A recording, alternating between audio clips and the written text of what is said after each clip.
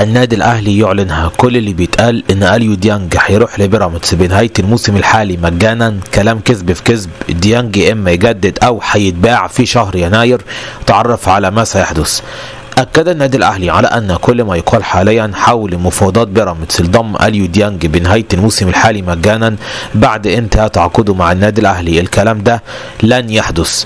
من الآخر كده اليو ديانج هيحصل حاجة من الاتنين معاه، يا إما هيجدد عقده مع الأهلي أو لو رفض التجديد ودخلنا على شهر يناير هيتباع في الميركاتو الشتوي القادم.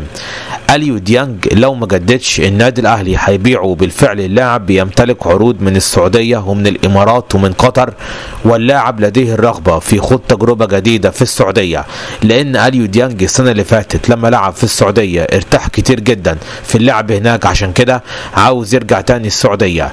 كل بقى اللي بيتقال ان النادي الاهلي هيفضل كده يسيب ديانج لنهايه الموسم الحالي لحد ما عقده يخلص ويمشي فري لاعب حر مجانا، الكلام ده لن يحدث. يا اما هيجدد او هيتباع في يناير للاستفاده الماليه منه.